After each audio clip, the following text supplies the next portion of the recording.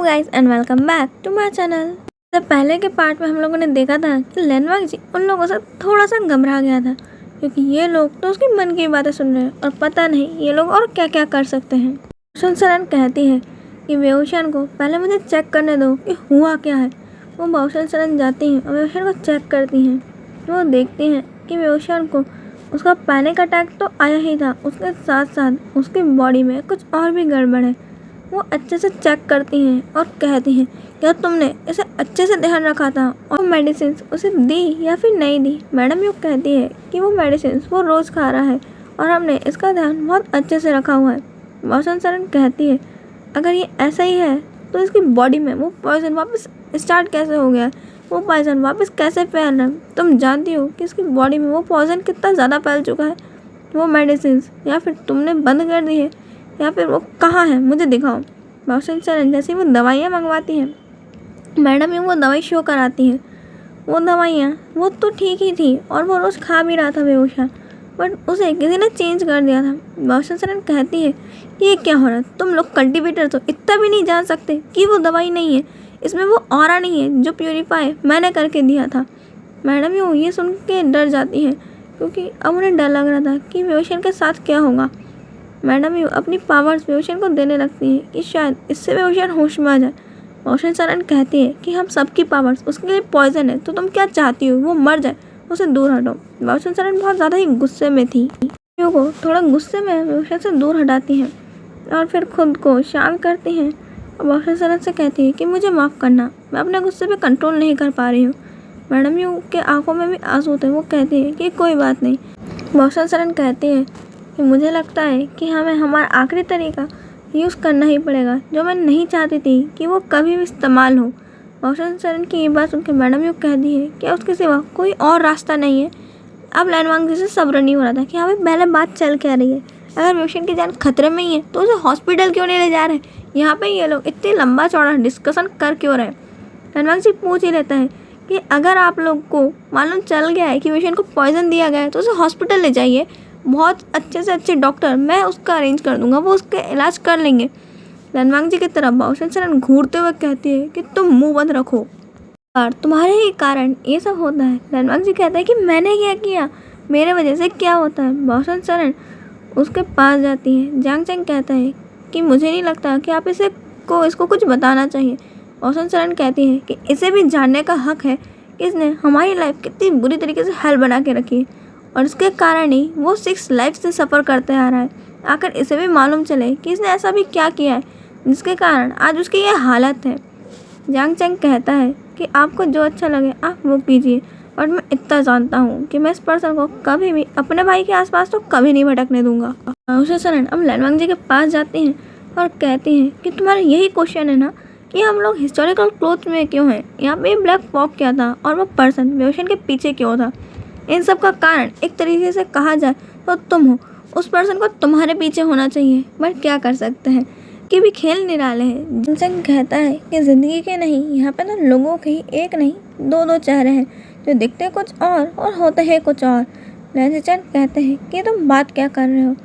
जांग Chang उसके तरफ घूमता है और कहता है आधी सच्चाई जाने आपको भी कभी भी किसी का साथ नहीं देना चाहिए। ज़्यादातर जितनी गलती लैनवांग जी की है उतनी ही आपकी भी है। लैनचैन पूछते हैं कि मैंने किसका साथ दिया, मैंने क्या किया, बट जांग चैंग अब कुछ बोलता ही नहीं, वो खामोश हो जाता है और लैनचैन के सारे क्वेश्चंस को अवॉइड करने लगता है। लैनवांग जी अब बाओशन सरन की तरफ देखने लगते हैं कि अब यही कुछ बोलें। बाओशन सरन भी समझ जाती हैं कि ये चाहते हैं कि वो बताएं कि इन्होंने क्या किया है। बाओशन सरन एक लंबी गहरी सांस छोड़ती हैं, वेओशन को एक मैजिकल बैरियर से कवर करती हैं और इस तरीके से कर देती हैं कि वो पॉइजन वेओशन की बॉडी में और ना फैले। और वेओशन को जब वो देख लेती हैं कि वो पूरा सेफ है उस रूम में, वो एक चेयर पर जाकर बैठ जाती हैं और सब लोग अपनी अपनी प्लेसेस पे बैठ जाते हैं। और अब बाओशन सरन उन्हें उनकी पास्ट लाइफ्स के बारे में बताना स्टार्ट करती हैं। बाओशन सरन कहती हैं कि उस समय की बात है जब ये दुनिया इससे भी ज़्यादा खूबसूरत हुआ करती है। तुम्हारे लिए खूबसूरती सिर्फ ये टेक्नोलॉजी होगी, बट हमारे लिए वो खूबसूरती प्यार था, अपनापन था, एहसास था और इतनी खूबसूरत वादियाँ जो शायद तुम्हें आज देखने में न मिलती होंगी। आसमान में बहुत खूबसूरत परिंदे होते थे, आसमान बिल्कुल सितारों से जगमगाता था। हम वहाँ पे हमारा सितारा ढूंढते थे, हज़ारों मिलते थे, और यहाँ पे आज देखो कि सितारों की हम खोज में निकले हैं और वही नज़र नहीं आते। सबसे पहले वैन क्लैन सबसे बड़ा हुआ करता था, सेकंड में लैन क्लैन, थर्ड जियांग क्लैन और फोर्थ जिन क्लैन। ये चारों ही क्लैन बहुत बड़े हुआ करते थे और पूरे कल्टीवेटर वर्ल्ड पे रूल करते थे। ये क्लैन की कोई ना कोई एक खासियत और इनकी जनरेशन टू जनरेशन पास हुआ एक सीक्रेट मैजिक हुआ करता था, जिसके बारे में कभी भी कोई नहीं जान सका। ये उसे तभी इस्तेमाल करते थे जब उनको बहुत ज़्यादा ज़रूरत हो। एक बार फीनिक्स गॉड ने आके भविष्यवाणी करी कि इन क्लैन्स में से किसी एक क्लैन में एक बहुत ज़्यादा ही पावरफुल ओमेगा पैदा होने वाला है। वो ओमेगा इतना पावरफुल होगा कि वो पूरे कल्टीवेटर वर्ल्ड पे रूल करेगा और उसके नीचे ही सब लोग आएंगे। और ये बात सुन के वैन क्लैन को अच्छा नहीं लगा कि ओमेगा के नीचे वो हो ही नहीं सकते। उस समय ओमेगा को सिर्फ एक बच्चों को पैदा करने की ज़रूरत समझा जाता था, उसके सिवा कुछ नहीं। उनको कितना भी काम कर दो, उन्हें यही लगता है कि तुमने किया क्या। अगर वो ओमेगास की जान बचाने के लिए उन्हें थोड़े पैसे भी खर्च करने हो तो वो यही कहेंगे कि ज़िंदा जीना है तो जी ही लेंगे और नहीं तो मर जान दो, क्योंकि ओमेगा किसी काम के नहीं होते। उस समय ओमेगास की कोई इज्जत नहीं थी। एक्स गॉड की ये भविष्यवाणी सुन के कि उनके ऊपर एक ओमेगा रूल करने वाला है, ना ये बात वैन क्लैन को अच्छी लगी ना किसी और क्लैन को। पर जियांग क्लैन को इससे कोई मतलब नहीं था कि उनके ऊपर कोई भी रूल करे। हाँ, उनमें से कई एल्डर्स ऐसे थे जिन्हें ये पसंद नहीं आया, बट समय तो बदलाव का ही नाम है, इसलिए समय के साथ साथ वो लोग इंतज़ार करने लग गए। कई सदियाँ बीत गई बट वो ओमेगा अब तक उन्हें मिला नहीं। फीनिक्स गॉड की वो भविष्यवाणी कई टाइम पहले हुई थी और उसके इंतज़ार में ही अब लोगों ने ओमेगास की इज्जत करना स्टार्ट कर दिया था। और कुछ टाइम बाद वो देख रहे थे कि किसी भी क्लैन में ना कोई प्रिंस ना कोई प्रिंसेस, ना ही कोई जो इतनी पावरफुल पावर्स के साथ कोई ओमेगा जन्मा है। बट यहाँ पे उस ओमेगा का बर्थ हुआ। ना वो किंग ना क्वीन किसी का बेटा था, ना प्रिंस ना ही प्रिंसेस। वो इन सबसे खास एक छोटे से गांव में जन्मा था। वो हमेशा खुश रहने वाला बच्चा था, यानी कि वेवोशियन। वेवोशियन ही वो ओमेगा था जो बहुत ज़्यादा ही पावर्स के साथ जन्मा था। वेवोशियन जब पैदा हुआ था तब उसके पास बहुत ज़्यादा ही गॉड्स की पावर्स थी, जो शायद एक ह्यूमन बॉडी में या फिर कल्टीवेटर बॉडी में होना तो नामुमकिन है। जो पावर्स बड़े बड़े कल्टीवेटर हासिल नहीं कर पाए, ये बच्चे के पास बर्थ से ही ये सब कुछ है।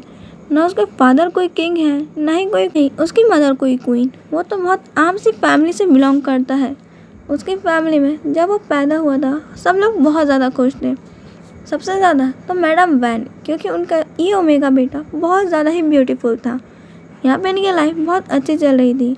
और वेओशियन नॉटी होने के साथ साथ समझदार भी बहुत था। अपनी एज के साथ साथ वो ग्रोन अप बहुत ज़्यादा था, बट अपनी शैतानियों में वो हर चीज़ ऐसे छुपाता था कि जैसे कुछ हुआ ही नहीं। वेओशियन एक खुली किताब की तरह था कि जो चाहे वो उसको आके पढ़ सके।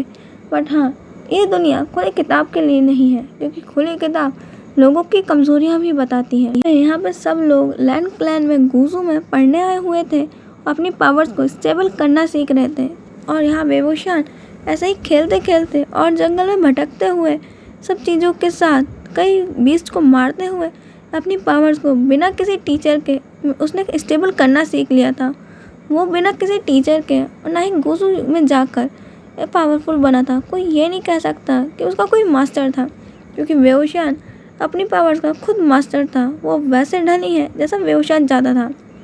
वेवोशियन की ये पावर्स अब तक उस पूरी दुनिया से छुपी हुई थी और उसे कोई नहीं जानता था, बट शायद समय को ये मंजूर नहीं था। टाइम बाद वैन क्लैन ने उनके उस गांव पे भी हमला किया कि वैन क्लैन अपनी किसी बहुत बड़े ही रिचुअल के लिए, बलि के लिए लोगों को पकड़ के ले जा रहा था। और उसके लिए उसने पूरा गांव तबाह कर दिया। और गांव में तबाह होते होते वेओशियन ने अपने पेरेंट्स को भी खो दिया। वेओशियन ने अपने पेरेंट्स को खोया, बट वो मरे नहीं थे। वो लोग बस डिसेबल हो गए थे, क्योंकि वेओशियन की मदर ने अपनी आंखें खो दी थी। और वेओशियन के फादर कहाँ खोए थे, उन्हें मिल नहीं रहे थे। उन्हें वैन क्लैन लेकर गया या फिर क्या हुआ, उन्हें अब तक मालूम नहीं चला। शायद अपनी मदर को प्रोटेक्ट करने के लिए जंगल में छुपा हुआ था उसकी मदर ने तब उन्हें जियांग क्लैन चलने को कहा। वेओशियन और उसकी मदर जब जियांग क्लैन पहुँचे तब मैडम वैन की ब्यूटी देख के बहुत ज़्यादा ही जेलस थी, क्योंकि मैडम वैन बहुत ज़्यादा ही ब्यूटीफुल थी, मैडम यू से भी ज़्यादा। और मैडम यू जब वेओशान की तरफ देखती हैं, वेओशान भी कुछ कम ब्यूटीफुल नहीं, उसकी ब्यूटी का कंपैरिजन किसी भी ओमेगा से नहीं कर सकते। अगर इस पूरे कल्टिवेटेड वर्ल्ड को ढूंढा भी जाए तब भी उसमें वेओशान जितना खूबसूरत और इनोसेंट सोल ओमेगा किसी को नहीं मिलेगा। मैन ने वेओशान से प्रॉमिस लिया था कि वो अपनी पावर्स का यूज़ कभी भी किसी सामने नहीं करेगा जब तक कोई बड़ी प्रॉब्लम उनके सामने ना आ जाए। मैडम जियांग पहले तो उनके बारे में कुछ सोचती हैं और उसके बाद उनको उनके सर्वेंट क्वार्टर में रहने को कहती हैं। मैडम वैन को इससे भी कोई प्रॉब्लम नहीं थी, भले वो लोग पुराने दोस्त थे, बट वो जानती हैं कि वो एक प्रिंसेस थी और अब यहाँ की क्वीन है और वो सिर्फ एक छोटे से फैमिली से बिलोंग करती है और अब तो उनके हस्बैंड भी मिसिंग है। वेओशान और वो अब वहाँ पर सर्वेंट क्वार्टर्स में रहने लग गए। जियांग क्लैन का वेओशान सारा काम करता था और उसके बाद रात में अपनी मदर की केयर, क्योंकि वेओशान अपनी मदर की आंखों को ठीक करना चाहता था। वो कोई बहुत बड़े हीलर्स को अफोर्ड नहीं कर सकता था, इसलिए वो चोरी चोरी जियांग क्लैन की ही हीलिंग बुक्स पढ़ा करता था और उसमें से ही अपनी मदर के लिए पोशंस बना के उन्हें दिया करता था। पहले वेओशान उन्हें खुद पर टेस्ट करता था कि कहीं वो उसकी मदर के लिए हार्मफुल तो नहीं, उसके बाद वो अपनी मदर को दे रहा था। उनके जियांग क्लैन में एक बैंकेट भी था जहाँ पे सभी क्लैन्स को आना था और मैडम यू ने यहाँ को सारे सर्वेंट्स का काम बता के रखा हुआ था कि उसे यहाँ पे क्या करना है। और वो मैडम यू ने सोच के रखा था कि लैनवांग जी यानी कि सेकंड प्रिंस की शादी वो अपनी किसी न किसी ओमेगा बेटे या फिर बेटी से ज़रूर करवाएंगे, क्योंकि यहाँ पे जियांग याली एक ओमेगा है और जियांग चैंग भी एक ओमेगा है। वो इनमें से किसी एक से उनकी शादी करवाना चाहती थी ताकि लैन क्लैन से उनका संबंध अच्छे हो सके और वो चाहती थी कि लैनवांग जी के साथ उनकी शादी हो। बातें यूँ ही चलती रहती है। वैन क्लैन आता है तो सारे सर्वेंट्स उनको स्वागत करते हैं और उसके बाद लैन क्लैन फिर जिन क्लैन, इन सभी का स्वागत करने के बाद इन्हें वाइन सर्व करने की बारी आती है।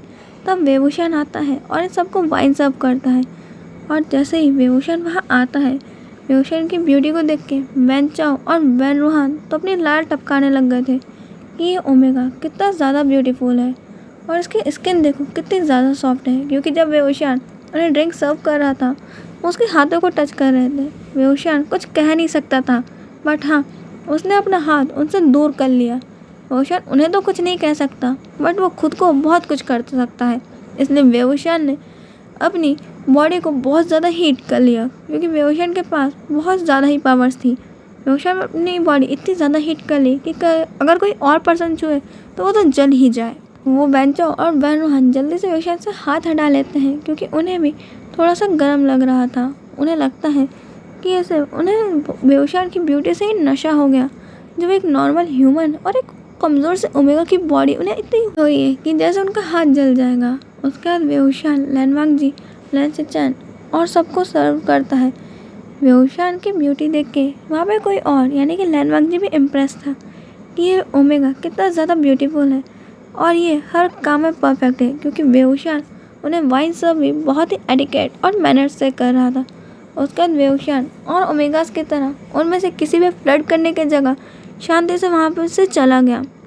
मैडम न्यू ने ये नोटिस किया था कि यहाँ पे सभी प्रिंस हो या प्रिंसेस सब वेओशान से अट्रैक्ट हो रहे हैं।